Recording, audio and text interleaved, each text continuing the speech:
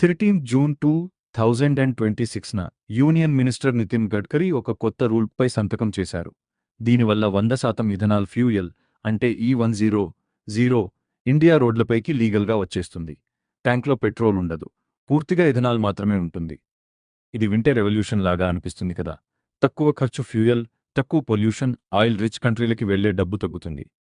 కానీ ఇందులో ఒక క్యాచ్ ఉంది, పెద్ద క్యాచ్. ఈ ఫ్యూయల్తో మీ కారు మైలేజ్ 30% వరకు తగ్గిపోవచ్చు. అసలు E100 ఇండియాకి మంచిదా, లేదా మనం తొందరపడి తీసుకుంటున్న ప్రాబ్లమా? ఈ తరువాతి 10 నిమిషాల్లో E100 అంటే ఏంటి, గవర్నమెంట్ ఎందుకు దీన్ని కావాలనుకుంటోంది, మీ పాకెట్ మీద దీని ఎఫెక్ట్ ఏంటి, మరియు ఎవరూ క్లియర్గా చెప్పని నిజమైన ప్రోస్ అండ్ కాన్స్ గురించి చూద్దాం. మొదలు పెడదాం. ముందు సింపుల్గా స్టార్ట్ చేద్దాం. చాలా ఏళ్లుగా మీ పెట్రోల్ పంప్ నెమ్మదిగా మారిపోతూ వచ్చింది. మొదట వచ్చింది E10 అంటే పెట్రోల్లో 10% ఇథనాల్ కలిపేవారు. ఆ తరువాత E20 వచ్చింది, 20% ఇథనాల్. ఇది 2030 టార్గెట్ కంటే 5 ఏళ్ల ముందుగానే 2025 ఏప్రిల్ నాటికే ఇండియా అంతటా మాండేటరీ స్టాండర్డ్ అయిపోయింది. అంటే ఇప్పుడు మనం పంపుల్లో పోసుకుంటున్న పెట్రోల్లో ఇప్పటికే 20% ఇథనాల్ ఉంటుంది. ఇది మన రెగ్యులర్ కార్లు, బైక్లలో ఎలాంటి మార్పులు లేకుండానే వాడేస్తున్నాం. ఇప్పుడు మనం దానికంటే మరో స్టెప్ ముందుకు వెళ్తున్నాం.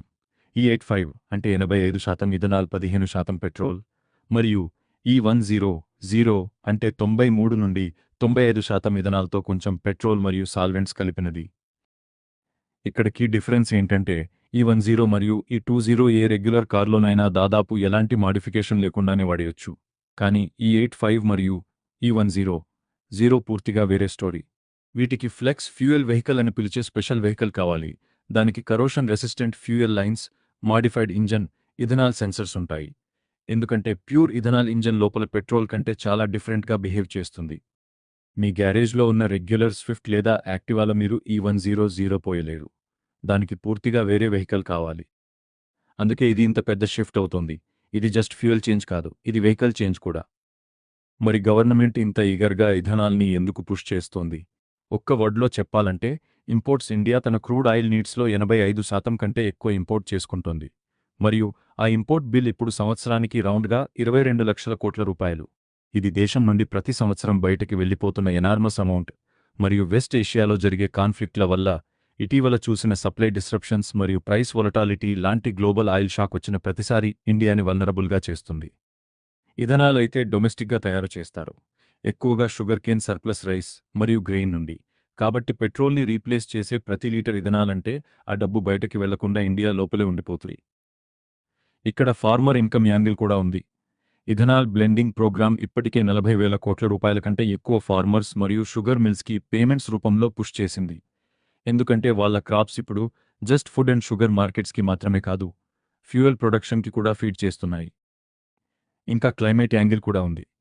ఇథనాల్ రిచ్ ఫ్యూయల్ మరింత పూర్తిగా బర్న్ అవుతుంది. దీనివల్ల రెగ్యులర్ పెట్రోల్ కంటే దాదాపు 0 పర్టిక్యులేట్ మ్యాటర్ వస్తుంది. ఇది ఇండియా ఎయిర్ క్వాలిటీ ప్రాబ్లంకి చాలా ముఖ్యమైనది. కాబట్టి గవర్నమెంట్ సీట్ నుండి చూస్తే E100 ఒక 3-in-1 సొల్యూషన్ లాగా కనిపిస్తుంది.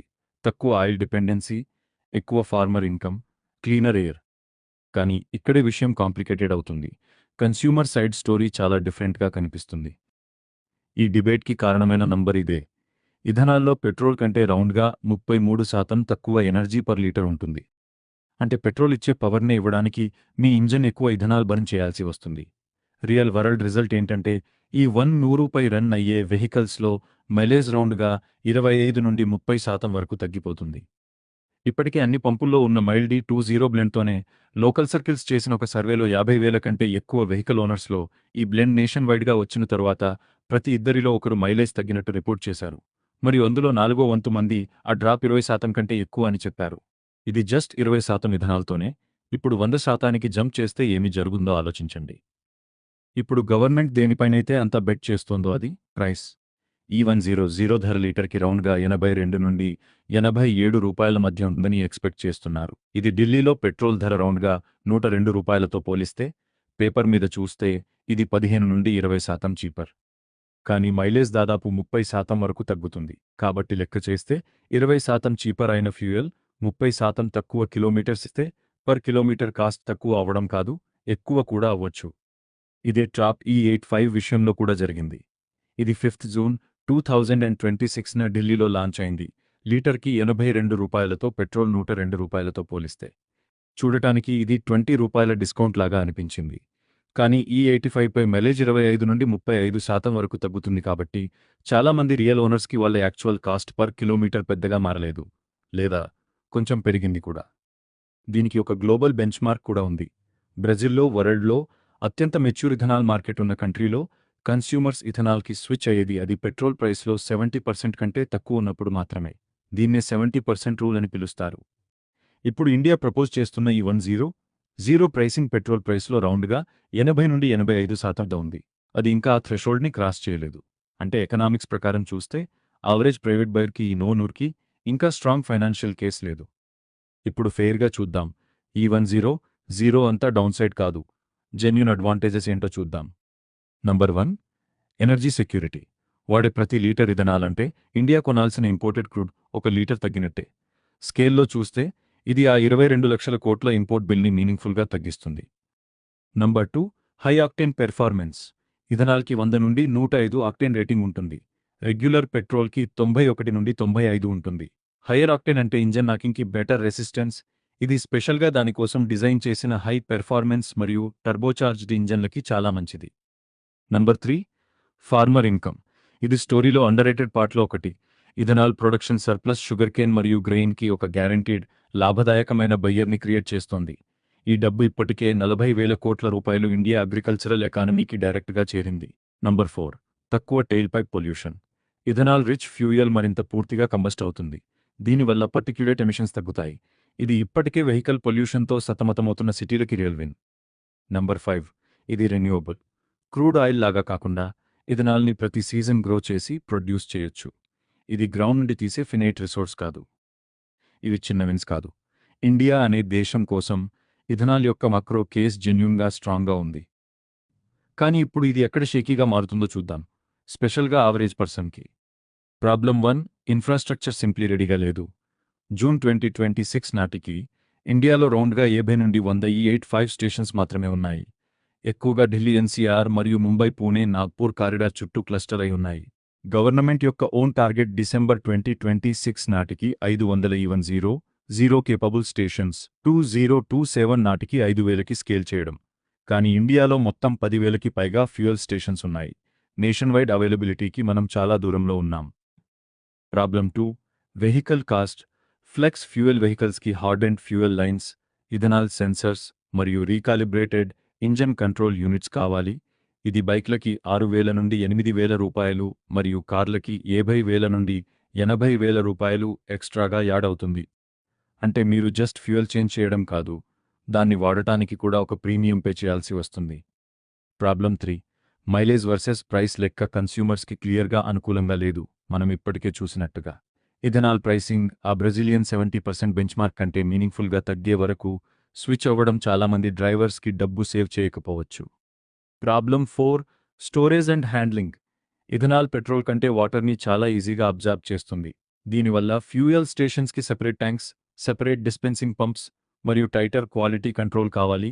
ఇది సప్లై చైన్కి రియల్ కాస్ట్ మరియు కాంప్లెక్సిటీని యాడ్ చేస్తుంది. ప్రాబ్లం 5, మరియు ఇది ఎకానమిస్టుల మధ్య పెద్ద debate, food versus fuel question.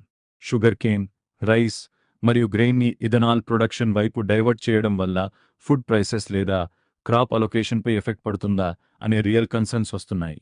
స్పెషల్గా బ్లెండింగ్ టార్గెట్స్ ఈ 30కి అంతకంటే ఎక్కువకి పెరుగుతూ ఉంది. అయితే మరి ఇది వ్యూయర్గా మీకు ఏమి అర్థమవుతుంది? మీరు ఈరోజు రెగ్యులర్ కారు లేదా బైక్ నడుపుతున్నట్టయితే ఇమ్మీడియట్గా ఏమీ మారదు. మీరు ఇప్పటికే E20 పైనే నడుపుతున్నారు. అదే ఇప్పుడు మాండేటరీ స్టాండర్డ్. E85 మరియు E100 మీ ఎగ్జిస్టింగ్ వెహికల్లోకి రెట్రోఫిట్ చేయలేరు. మీరు 2026 చివర్లో లేదా 2027లో కొత్త వెహికల్ కొనాలని ప్లాన్ చేస్తుంటే ఇది నిజంగా ట్రాక్ చేయదగినది. మారుతి సుజుకి ఇప్పటికే ఇండియా యొక్క మొదటి E100 కేపబుల్ పాసింజర్ కారుని అన్వీల్ చేసింది. Hero MotoCorp flex fuel motor సైకిల్స్ని లాంచ్ చేసింది మరియు టయోటా అండ్ హ్యుందాయ్ కూడా ఫాలో అవుతాయని ఎక్స్పెక్ట్ చేస్తున్నారు. కానీ జంప్ చేయడానికి ముందు 3 విషయాలు క్లోజ్గా చూడండి. Final E100 pump pricing. మీ దగ్గర ఎన్ని డిస్పెన్సింగ్ స్టేషన్స్ యాక్చువల్గా ఓపెన్ అవుతున్నాయి మరియు కంపెనీ ప్రెస్ రిలీజెస్లో కాదు, రియల్గా రెగ్యులర్ ఓనర్స్ చేతుల్లో ఈ వెహికల్స్ వచ్చిన తరువాత వచ్చే రియల్ వరల్డ్ మైలేజ్ నంబర్స్. ఇది multi year transition, overnight switch కాదు. బ్రెజిల్ తన ఇథనాల్ ఎకోసిస్టమ్ని బిల్డ్ చేయడానికి డికేడ్స్ తీసుకుని ఇండియా ఫాస్ట్గా మూవ్ అవుతోంది. కానీ ఇన్ఫ్రాస్ట్రక్చర్ అండ్ ఎకానమిక్స్ ఇంకా ఈ అంబిషన్ని క్యాచప్ చేయాలి. అయితే ఇది E100 పూర్తిగా బ్రేక్ డౌన్ చేశాం. ఇది ఏంటో, ఇండియా దీన్ని ఎందుకు కావాలనుకుంటోందో, మరియు రియల్ ప్రోస్ అండ్ కాన్స్ ఎక్కడ ఉన్నాయో. ఇది మీకు యూస్ఫుల్గా అనిపిస్తే లైక్ చేసి సబ్స్క్రైబ్ చేయండి. ఇలాంటి బ్రేక్ డౌన్స్ మరిన్ని కోసం. మరియు కామెంట్లో చెప్పండి. ఈ రోజు ధరలతో మీరు ఫ్లెక్స్ ఫ్యూయల్ వెహికల్కి స్విచ్ అవుతారా లేదా వెయిట్ చేస్తారా? నాకు కింద చెప్పండి. చూసినందుకు థాంక్స్. మళ్ళీ నెక్స్ట్ వీడియోలో కలుద్దాం.